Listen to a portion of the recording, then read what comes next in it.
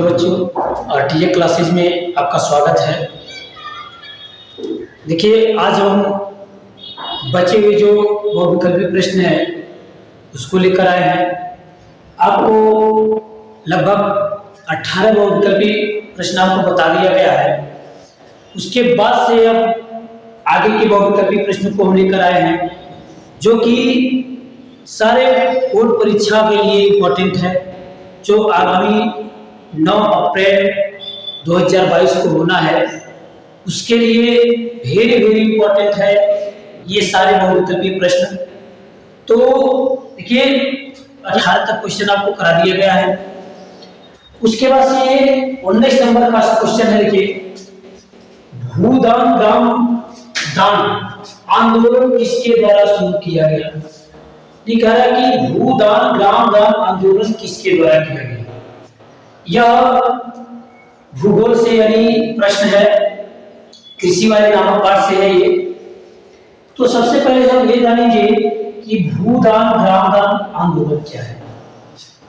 तो देखिए, महात्मा गांधी ने विनोबा भावे को, जिन्होंने गांधी जी के सत्याग्रह में एक निष्ठावान सत्याग्रही की तरह भाग लिया, उनको महात्मा गांधी ने अपना एक आध्यात्मिक उत्तराधिकारी घोषित किए। इसको विनोबा भावे को अपना एक आध्यात्मिक उत्तराधिकारी घोषित किए।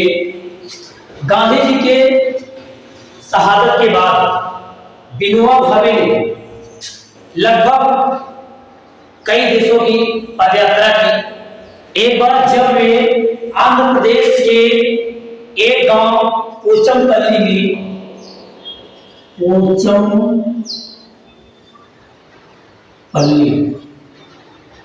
विनोबा भावे बोल रहे थे, तो कुछ भूमिहीन ग्रामीणों ने उनसे भरण पोषण के लिए कुछ भूमि मांगी। विनोबा भावे ने उनसे तुरंत तो कोई वायदा नहीं किया, लेकिन उन्होंने इतना कहा कि अगर आप सहकारी खेती करते हैं तो हम सरकार से बात करके जमीन मुहैया करा सकते हैं। तो जब ये विनोबा भावे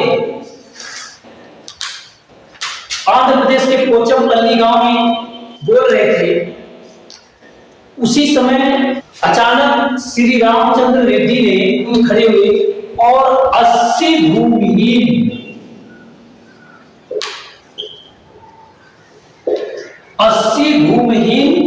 ग्रामीणों को 80 एकड़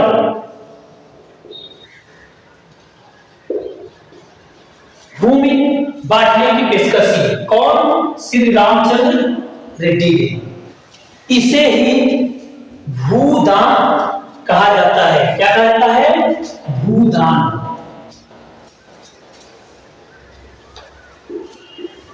यानी भूमि को दान कर दिया गया। यानी जो रामचंद्र रेड्डी है वह 80 भूमिहीन ग्रामीणों को 80 एकड़ भूमि क्या कर दिया? बांटने की पेशकश कर दिया, यानी दान दे दिया। इसी को कहा जाता है भूदान। अब हम लोग देखेंगे ग्राम दान क्या है। यानी भूदान ग्राम दान दो शब्द है, एक भूदान है, एक ग्राम दान है। तो भूदान को तो हम लोगों ने समझ लिया कि भूदान क्या है। अब हम लोग समझेंगे कि ग्राम दान किसे कहते हैं। जब विनोबा भावे ने आगे यात्रा की तो अपने इस विचार को पूरे भारत में फैलाया। उस समय कुछ जमींदारों ने, जो अनेक गांव के मालिक थे, वे पूरे गांव को देने के लिए पेशकश कर दी।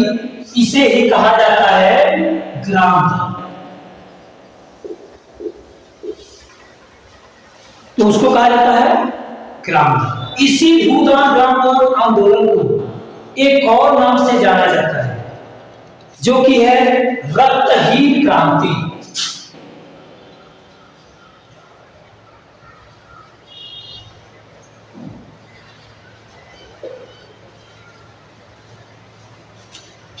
यानी इसी भूदान ग्रामदान आंदोलन को रक्तहीन क्रांति के नाम से भी जाना जाता है, रक्तहीन क्रांति भी कहा जाता है। तो देखिए, अब इसके पहले ही हम आपको बताएं, अब इसमें जो दिया है भूदान ग्रामदान आंदोलन किसके द्वारा शुरू किया गया, तो अभी हम आपको बताया है कि जो महात्मा गांधी थे, विनोबा भावे को अपना आध्यात्मिक उत्तराधिकारी घोषित किए थे। तो इस भूदान ग्राम आंदोलन के विषय में तो आपको पूरा बता दिए, लेकिन क्वेश्चन भी इतना ही कर रहा है कि आंदोलन किसके द्वारा शुरू किया गया था, यानी भूदान ग्राम आंदोलन किसके द्वारा शुरू किया गया था। तो देखिए, जो भी आपको बताए हैं किनको, यानी विनोबा भावे को जो गांधी जी थे वह अपना आध्यात्मिक उत्तराधिकारी घोषित किए थे, जिन्होंने कई देशों की लगभग पदयात्रा की थी। तो अब इसका जो आंसर हो जाएगा, मैं देखिए यहाँ पे आपको विनोबा भावे बताया गया है, भूदान ग्रामदान आंदोलन से संबंधित विनोबा भावे को बताया गया है। तो इसका आंसर आपको स्पष्ट मालूम हो गया कि महात्मा गांधी, जवाहरलाल नेहरू, विनोबा भावे, इंदिरा गांधी, इनमें से कौन हुआ। तो इसका जो राइट आंसर हो जाएगा तो ऑप्शन नंबर 2 विनोबा भावे। अगले क्वेश्चन की तरफ चलते हैं। तो देखिए, अगला क्वेश्चन लिखा है राष्ट्रवाद का प्रारंभ जिस देश से हुआ है। तो आपको इसके पहले वाले वीडियो में हम बताए थे कि जो फ्रांस है, फ्रांस से ही राष्ट्रवाद का उदय हुआ, फ्रांस को ही राष्ट्रवाद का जनक माना जाता है। तो इस ऑप्शन में आप देख सकते हैं कि फ्रांस कहां पे है, तो ऑप्शन नंबर 6 में फ्रांस है, इसलिए हमारा आंसर जो हो जाएगा वो ऑप्शन नंबर 6 फ्रांस। यानी राष्ट्रवाद का प्रारंभ जिस देश से हुआ है वह है फ्रांस। ठीक है, अगले क्वेश्चन की तरफ देखते हैं। देखिए 21 नंबर का क्वेश्चन, करो या मरो का नारा किसका था। करो या मरो का नारा किसका था, ये कह रहा है कि जो करो या मरो का नारा था, मतलब ये कहा गया कि या तो आप कुछ करिए या तो फिर मर जाइए। गांधी जी ने कहा था, आपको पता होगा कि करो या मरो, मतलब जब ब्रिटिश वालों से ये स्वतंत्रता की लड़ाई लड़ी जा रही थी, उस टाइम में भारत छोड़ो आंदोलन,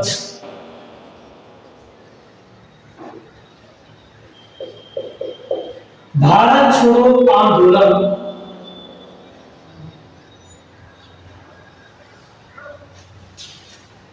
यानी भारत छोड़ो आंदोलन में महात्मा गांधी ने ये नारा दिया करो या मरो का। यानी महात्मा गांधी ने भारत छोड़ो आंदोलन में करो या मरो का नारा दिए थे, इसलिए इसका जो राइट आंसर हो जाएगा वो option number 2 Mahatma Gandhi.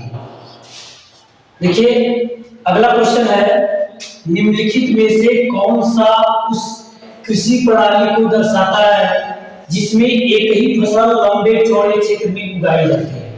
Option number क स्थानांतरण कृषि, ख बागवानी फसल, ग रोपण कृषि और घ है गहन कृषि। देखिए इसमें कृषि के प्रकार में हम आपको पढ़ाए थे, बताए थे, तो इसको हम लोग एक एक करके देख लेते हैं। स्थानांतरण कृषि ऐसे कृषि को करते हैं कि जो कि स्थानांतरण किया जाए, जैसे एक जगह अगर कृषि कार्य कर रहे हैं तो वहां की अगर उर्वरा शक्ति कम हो गई तो फिर किसी दूसरे जगह जाकर के वहां की भूमि को साफ करके और कृषि कार्य किया जाए, तो इस प्रकार की कृषि को हम कहते हैं स्थानांतरण कृषि। अगला है बागवानी फसल, ऐसी फसल जो एक बाग की तरह लगाया जाता है, जिसकी बाग होती है उसको हम बागवानी फसल कहते हैं, जैसे आम हो गया, लीची हो गया, ये सब जो है बागवानी फसल है। अगला है आपका रोपण कृषि।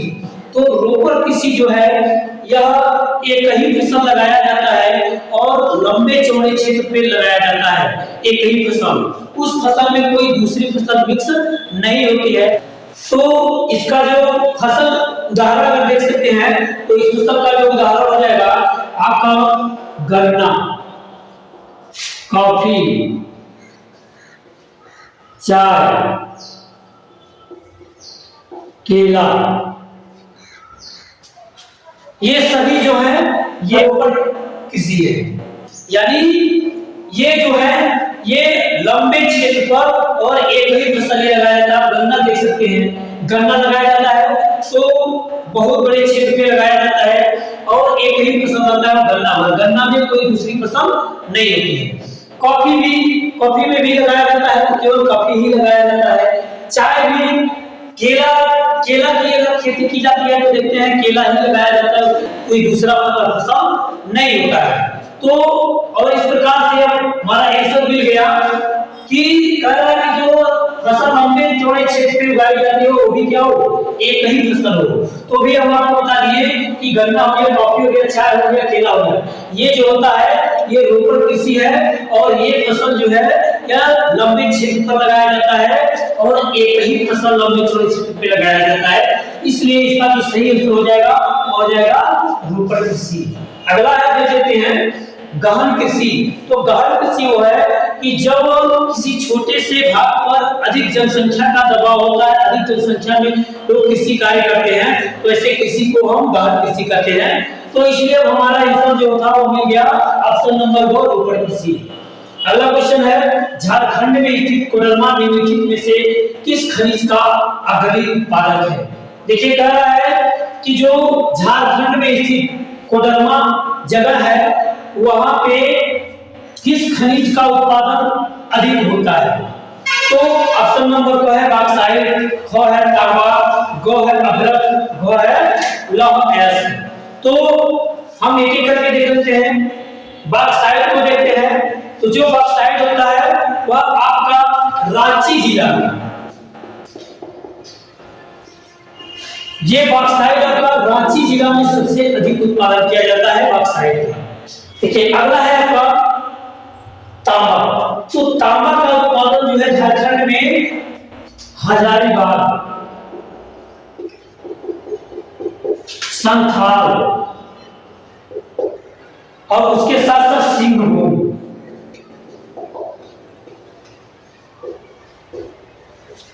इन तीनों जगहों पे झारखंड में तांबा का उत्पादन अधिक होता है। उसके बाद से अभ्रक को देख लेते हैं। तो जो ये अभ्रक है, अभ्रक झारखंड के कोडरमा में सबसे अधिक उत्पादन होता है।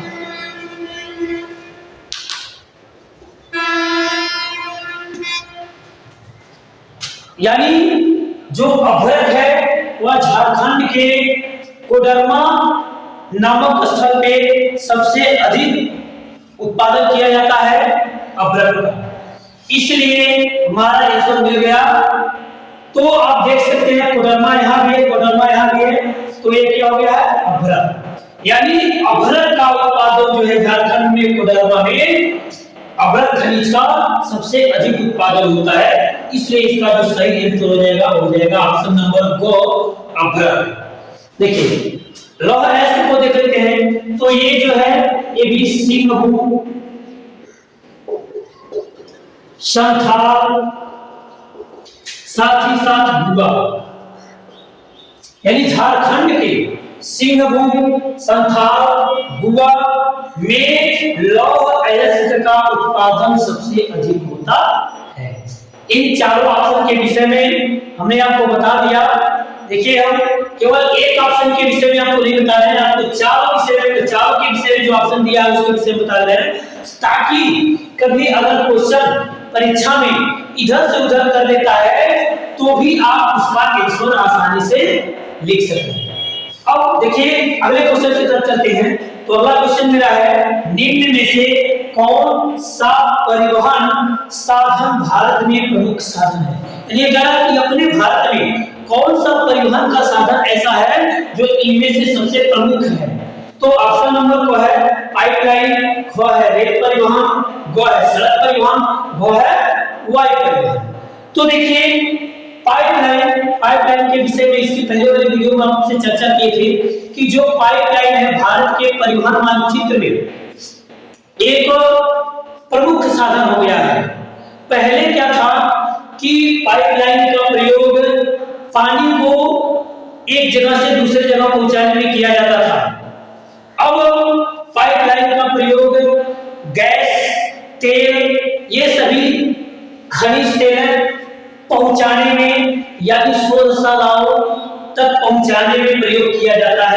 ठीक है। तो पाइपलाइन वैसे भी नहीं है। उसके बाद सेकंड आपका रेल परिवहन।